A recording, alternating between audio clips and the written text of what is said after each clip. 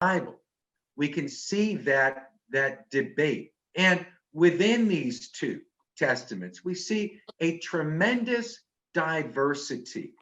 In the New Testament, we see a real tug of war over the question, who is Jesus? What is Jesus' relationship with God? And how do we as individuals become part of that relationship?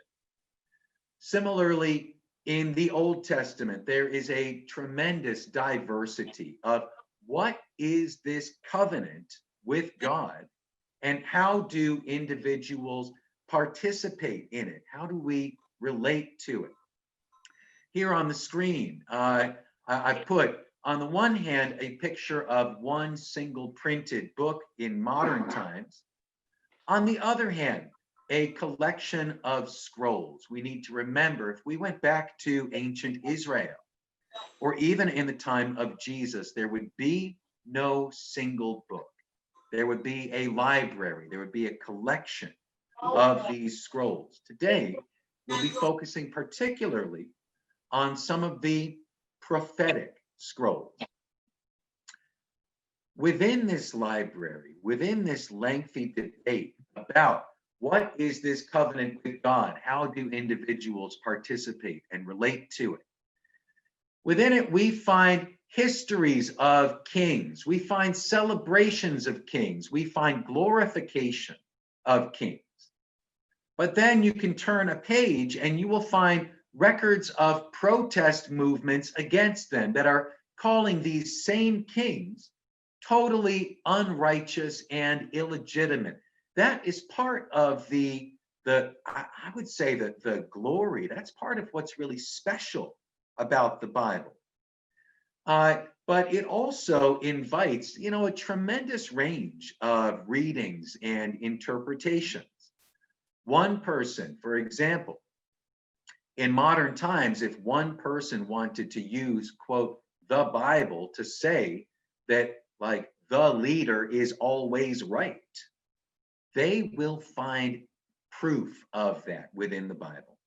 And if another person is saying, this leader is unjust and we need to, hold this leader to the same standards of law and justice as other people, they too will find scriptural support for that argument. That can be problematic. Maybe we might, look at the Bible and say, well, maybe it's full of different opinions, or maybe there's some fake news in there. But it is also part of what makes the Bible so enduring and so powerful. We do have documents from other nations at the time. Certainly, ancient Israel was not a big player in the ancient world. There were much bigger things happening in Egypt and in the Middle East and in other places. But one of the things that makes the Bible really unique, really special, is that while other mighty nations and empires recorded only their victories and their propaganda, in the Bible we get this fascinating, warts and all account of really this small underdog nation. Never in its history was Israel a contender against Egypt or Assyria or Babylon or Persia. We're really talking about these scrappy underdogs who developed this very unique and fascinating sense of themselves in relation to the empires, in relation to God, in relation to the world. Most of the Bible, believe it or not, most of the Bible is about the Israelites losing, getting bullied and conquered and crushed by neighboring empires. If you need evidence of this, not to spoil the end of the book, but the entire New Testament is about a guy who got publicly executed by the Roman Empire in the most humiliating way that they could think of. And yet, with each defeat, the Israelites' faith in God is going to actually grow stronger. Today, we're going to be focusing on the Old Testament, the religions of ancient Israel. Things are going to be pretty different in the Old Testament from the shape of religion that we may think of. One thing, in the time that we're talking about, religion centered around the Jerusalem temple. It was a pilgrimage site, and the primary activity there was sacrifice, offerings of grain and livestock. That would be 1/10. The word tithe means 1/10. 1/10 right off the top, plus additional sacrifices. For example, at the Passover festival, which would be, we could say, which would have certain equivalents in the modern Hajj of Islam, a pilgrimage festival where people from all over are expected to gather at one central, very sacred place. There were also temple sacrifices required, for example, for the birth of a child or for any major turning point in your life. You were expected to go to this temple and sacrifice an animal. This lasts for as long as the temple does. The Jerusalem temple was destroyed in the year 70 of the Common Era, and that is when animal sacrifice ceased to be a part of Judaism. But until then, the God of Israel had to be fed every day. Oh, yes, of course. New share, go back to, okay, just a moment, please. Is it showing the temple? Oh, okay, just a moment. Let me investigate this. Could somebody wave, please? Oh, okay, good, okay. So religion in ancient Israel centered around animal sacrifice and the temple. We also need to remember that in the Old Testament, there is no heaven or hell. There is Sheol, which was a place where the good and bad alike would wander after death in dusty darkness. It was very much like the Greek conception of Hades. And in the Gospel of Matthew, when we hear that Jesus, after his burial, descended into the underworld to rescue the believers, this is what it is referring to, that essentially people had just been hanging out there. Old Testament ethics, morality, religion did not center around an afterlife. The covenant was about land. God's treaty, God's contract, covenant with the Hebrews was that they could occupy a specific piece of land for as long as they kept the law. The agreement was that if the Israelites abandoned the practice of the law, God would blight the land. He would take away, God would take away the land's fertility, or give the land to somebody else. We see this covenant for the first time in the story of Abraham, who enters into this covenant by sacrificing animals. The word covenant literally means the cutting of the animals.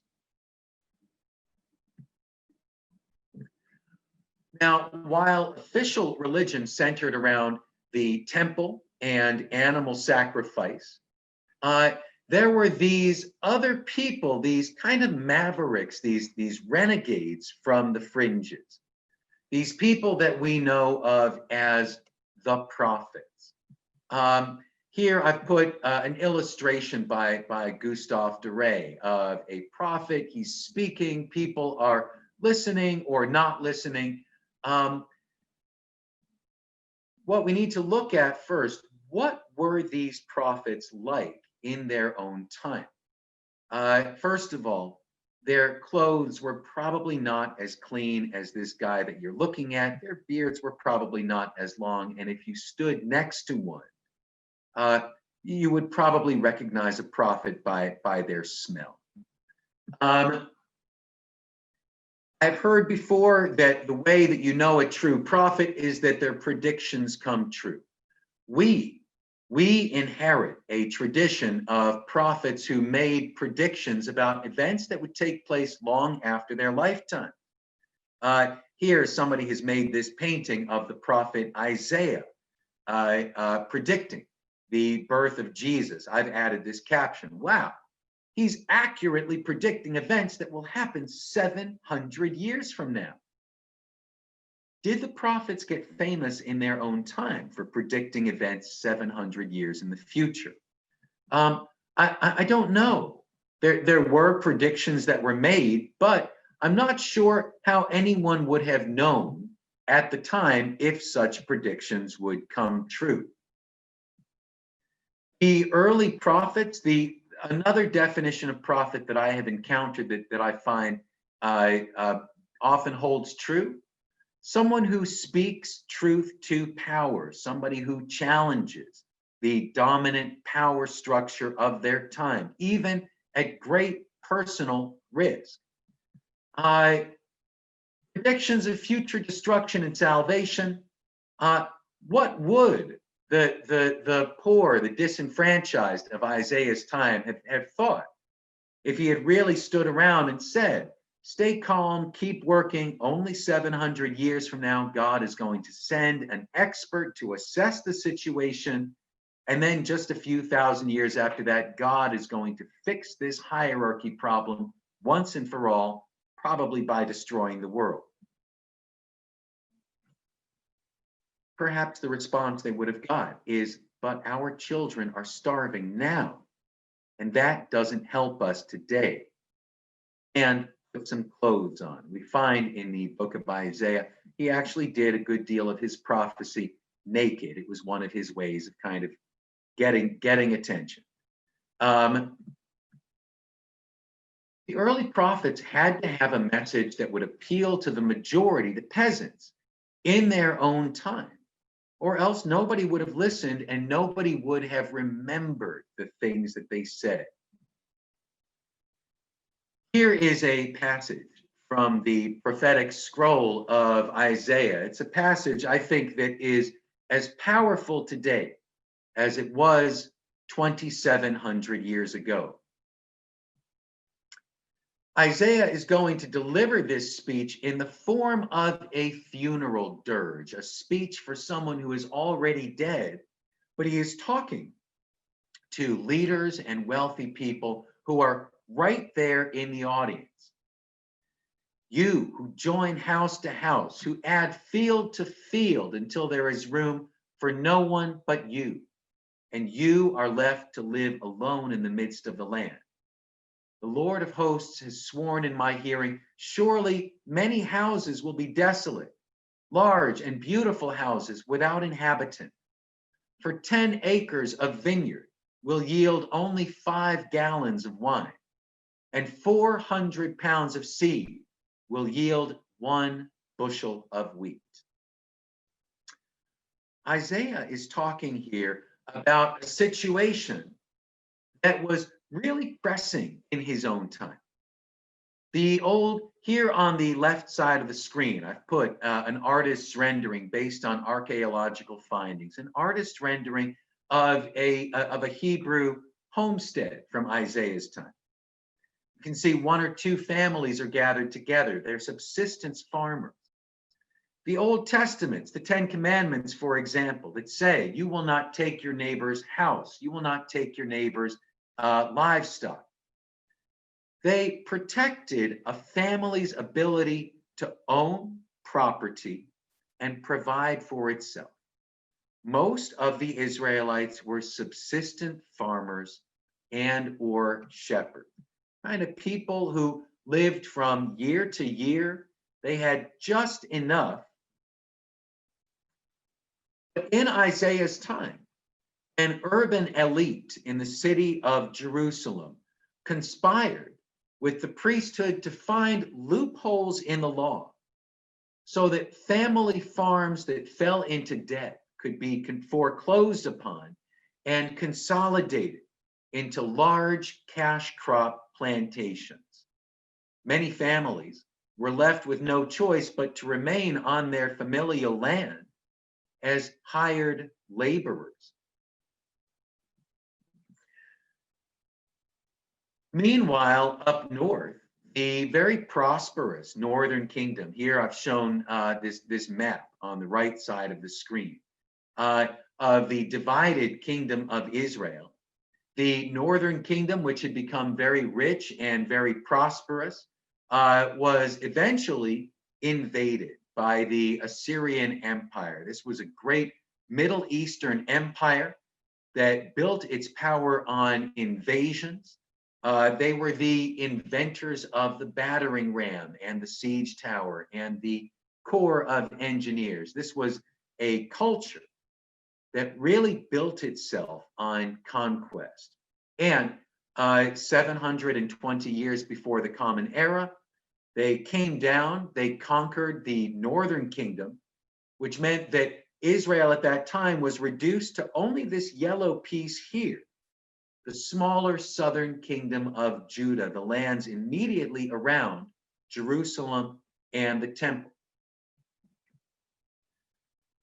Those who could escape from the destruction of the northern kingdom, Israelite refugees, came southward into Judah and exacerbated this problem of plantation work and exploitation and inequality. There was this refugee crisis, a flood of displaced immigrants seeking work. And the competition with local laborers was making just average Israelites far more vulnerable to exploitation. So here, when we look again at this passage of Isaiah, we can see a real anger about this situation. We can see that these urban landlords are adding house to house, field to field. They are consolidating, grabbing up all of these little family subsistence farms. They are setting up these massive plantations in which laborers are being exploited. Isaiah is warning them that if they continue this exploitation, all of this will be taken away from them. He is warning them that if they consider this cash crop policy, the fields will become unproductive. Well, anyone who knows about farming will know that large-scale cash crop plantation farming will create this kind of blight on the land. While the land was held by subsistence farmers and manured by people's livestock animals, the lands of Israel had been healthier. But in Isaiah's time, we see that cash crop monocropping is really affecting the topsoil, the land of Israel. So this saying of Isaiah, it's very powerful, but it is also very real, and it really speaks to people in their particular historical situation. Early prophets had to have a message that would appeal to the majority in their own time. Isaiah's message to the peasantry was that bullies are exploiting you, and God will send bigger bullies to exploit them. There was some talk. Is God going to come down and tear everything apart and put it back together? And then, as now, there were people who were saying, look, we're living this way. If God is angry, God should come down and fix it. Isaiah responds to this. He says, you who say, let him make haste, let him speed his work that we may see it. Let the plan of the Holy One of Israel hasten to fulfillment that we may know it. You who are wise in your own eyes and shrewd in your own sight, who acquit the guilty for a bribe, who deprive the innocent of their rights. Therefore, as fire devours the stubble, as dry grass sinks down in the flame, so their root will become rotten, and their blossom go up like dust. For they have rejected the instruction of the Lord of hosts, and have despised the word of the Holy One of Israel. Here we see, I think, a really fascinating mix of religious imagery. Isaiah knew the religion very well. There's a theory that maybe he was at some point a temple functionary who rebelled and left and became a street preacher. But the religious imagery is mixed with farming imagery. It's very earthy also. It's something that people of the soil, people of the land, could hear and really relate to. Did Isaiah's predictions come true in his lifetime? Did God punish the Israelites for concentrating wealth and authority in the hands of an elite minority? The Hebrew experiment in ancient Israel had begun with this retribalization, 12 tribes, decentralized wealth and authority, which made Israel very hard to exploit. When the neighboring empires tried to bully them, they found no king to hold hostage. They found no great hordes of wealth to break into. However, with the rise of kings, the rise of monarchies and bureaucrats, with the rise of Israel as a nation, we do start to see this concentration of wealth. And that is when the empires come. And they are able to kind of focus their energies on extracting that wealth by kind of threatening the kings of Israel. And this is going to put the peasantry under a heavy taxation. So Isaiah's warning that if the Israelites keep bullying each other, God is going to send a bigger bully. That is something that the Israelites did see in their own lifetime, and they remembered those words of Isaiah.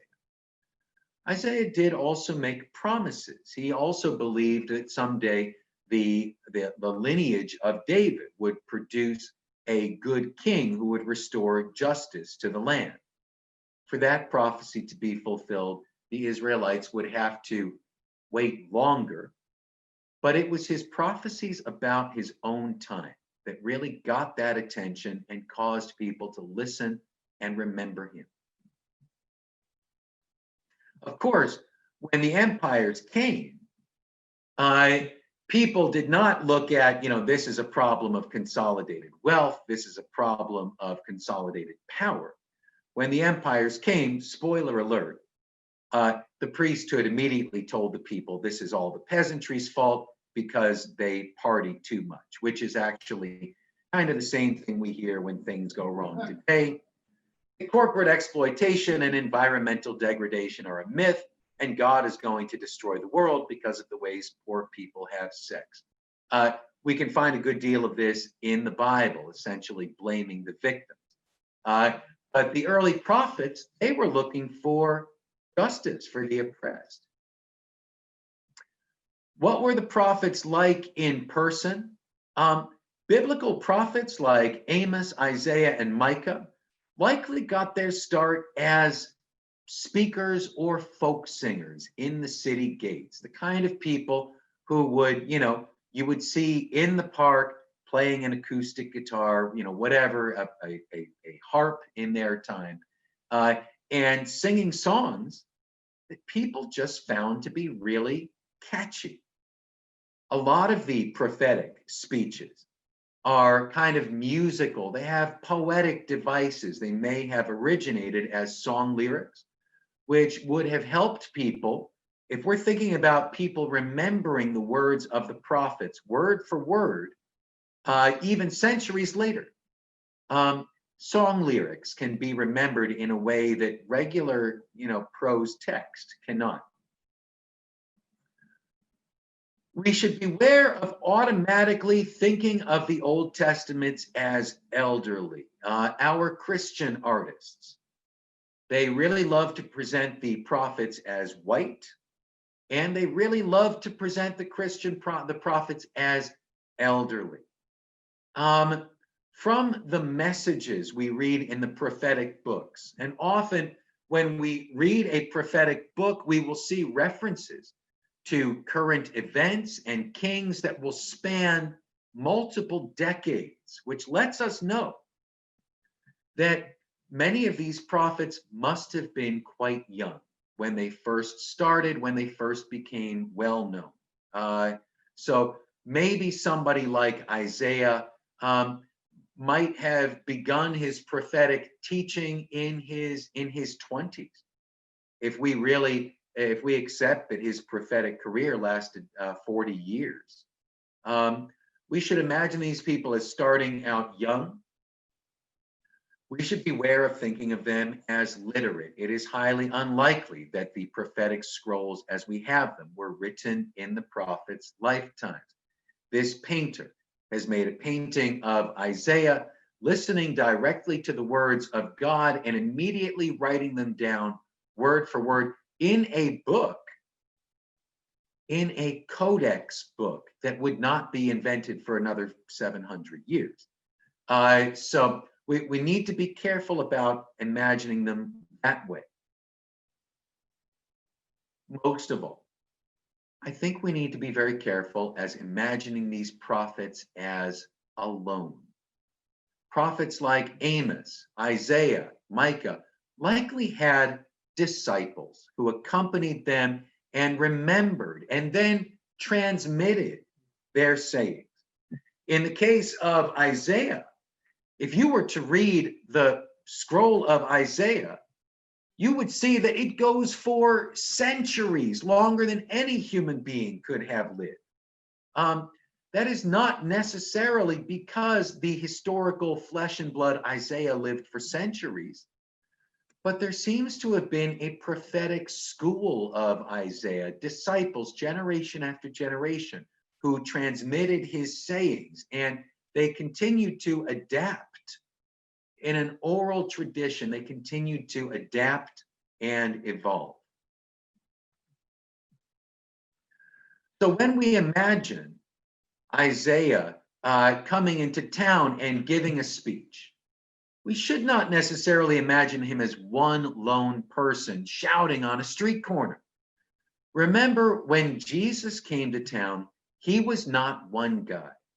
He was 13 people, plus the women who traveled with him. These were schools, they were communities. It is very romantic to think of a prophet as one divinely inspired individual, uttering a perfect sequence of words one time, and everyone instantly memorizing those words verbatim or running off to write them down. It is far more realistic to think of prophets as leaders and teachers of activist movements.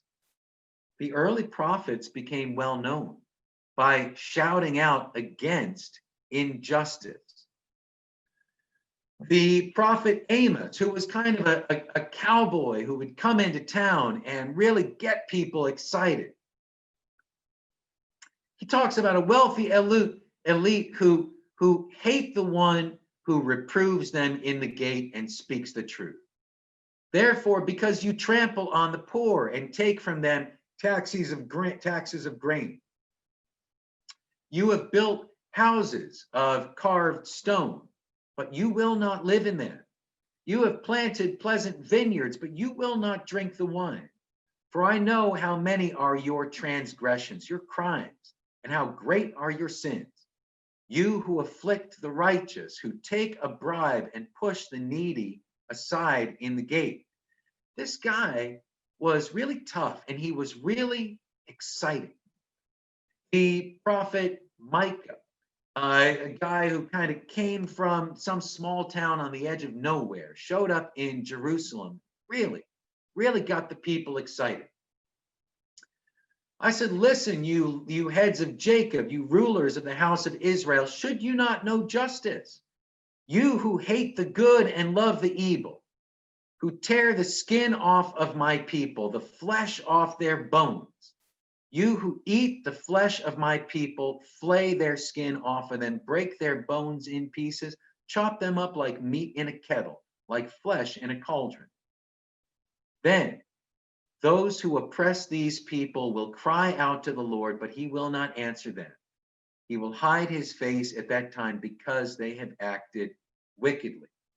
Um, Micah, he addresses the people in these very powerful, very dark and frightening poetic images in which the wealthy elite of Jerusalem are literally eating people alive, literally, are metaphorically eating people alive. One of the debates going on at the time was if you are a exploitive, wealthy cash crop plantation landowner, can you make up for it by making your sacrifices? Can the God of Israel be bribed? And this, back then, as in our own time, this was a major question to which the prophet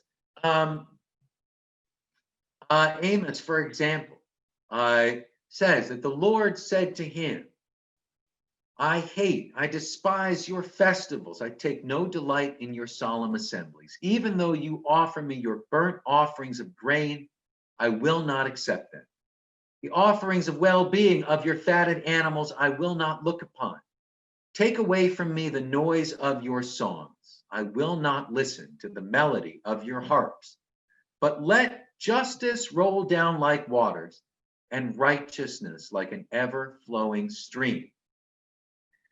This, Amos 5:24, one of the favorite quotes of Dr. Martin Luther King, who was very fond of giving this quote. No matter how much you say you are a religious person, all of these actions, all of these bribes, all of these offerings to God, Amos is telling us, will not make up for a life of economic injustice. We hear the same message from the prophet Micah a generation later. With what shall I come before the Lord and bow myself before God on high? Shall I come before him with burnt offerings, with calves a year old? Will the Lord be pleased with thousands of rams, with 10,000s of rivers of oil? Shall I give my firstborn for my transgression, the fruit of my body for the sin of my soul? He has told you, O mortal, what is good. And what does the Lord require of you but to do justice, love kindness, and walk humbly with your God? But your wealthy are full of violence. Your inhabitants speak lies with tongues of deceit in their mouths. Therefore, I have begun to strike you down, making you desolate because of your sins. Now, this debate in the Bible is not one-sided. Obviously, there was the temple priesthood at the time who still stood up for the religion of people kind of giving these gifts. Some of the later prophetic scrolls are clearly written by temple functionaries. So I'll share, for example, not this entire thing, but an example from the book of Malachi, who is counted among the prophets. But here he's going to say, basically, if you pay your taxes to God, you will be all right. He speaks, will anyone rob God? Yet you are robbing me. How are we robbing you? In your tithes and offerings. You are cursed with a curse, for you are robbing me, the whole nation of you. Bring the full offering into the storehouse, so there may be food in my house. This prophet then goes on to promise that those who give to the temple will have wealth and prosperity on earth, that those who do not make their sacrificial offerings in the temple will be burned up like stubble in some cataclysmic apocalyptic event. Are on one side of this debate. Even within the prophetic scrolls, we see a diversity of approaches on this. Excuse me. Micah speaks out against other prophets in his time who are kind of going by the name of prophet, and they are just kind of giving good news to whoever will give them a couple of bucks. He says, "Thus says the Lord concerning prophets who lead my people astray, who cry peace when they have something to eat, but declare war against those who put nothing into their mouths. Therefore it shall be night for you without vision, darkness without revelation. Hear this, you rulers of the house of Jacob, who hate justice and pervert equality, who build up Zion with blood and Jerusalem with wrong. Your rulers give judgment for a bribe. Your priests teach for a price. Your prophets give oracles for money. Yet they lean upon the Lord and say, surely the Lord is with us. No harm shall come to us. Therefore, because of you, Zion, Jerusalem, will be plowed as a field. Jerusalem will become a heap of ruins, and the mountain of house. That the city of Jerusalem will be torn down and become a desolation. Words like these would be remembered when, about a century later, the city of Jerusalem was indeed destroyed in an invasion by the Babylonian Empire. The promised land was invaded and the temple was destroyed. This put the Hebrew people, the Israelites, at a major theological crossroads. Did the destruction of the temple and the invasion of the promised land, did that mean that Israel's God had been powerless to protect the people? Could not even defend God's own house. Most nations were invaded, gave up on their gods. They said, our gods were not strong enough, our gods were losers, our gods were false and not powerful enough. But for the Israelites, something else happened. As a matter of fact, very much the opposite. Because of these prophetic warnings, because the people remembered the words of the prophets, that the God of Israel will punish the Israelites if the law was not kept. The Israelites, instead of saying, our God has been defeated by the God of Babylon, the Israelites said, our God is more powerful than we ever imagined, and our God is in control of Babylon and can use Babylon in order to teach our wealthy people a lesson. So the destruction of the Jerusalem temple, even the Hebrews lost the promised land. It was not seen as an end of their religion and a defeat of their God. This unique people in history took this incredible crushing defeat and turned it into a great victory of God. And they began to realize the power of God in a way that they had not before. The local God of Israel was revealed to be the God of the entire world. This is a really fascinating development in the history of religion. This debate about, can God be bribed? Can offerings, sacrifices, monetary donations, can that be a substitute for fair and just behavior.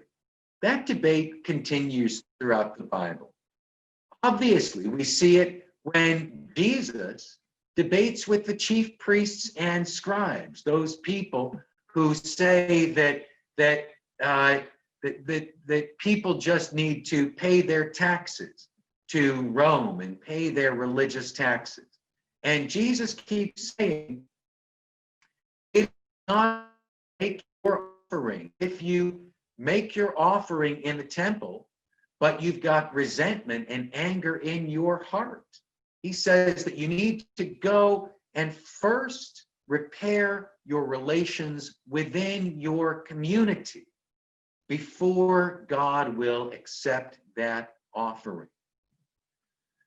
We see the debate continue in the Protestant Reformation, in which the Church of Rome was telling the peoples of Europe they taxes, they needed to give money to Rome, they needed to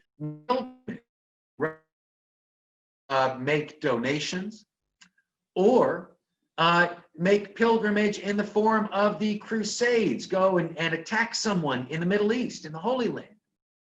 And reformers like Martin Luther were saying, no, none of pilgrimage that is going to make a difference unless people practice justice, including economic justice, within their community. In our modern political debate, this debate continues. Can a person be a Christian while supporting political policies that neglect and even abuse the most vulnerable members of the community? So we see a continuation of this debate even into modernity.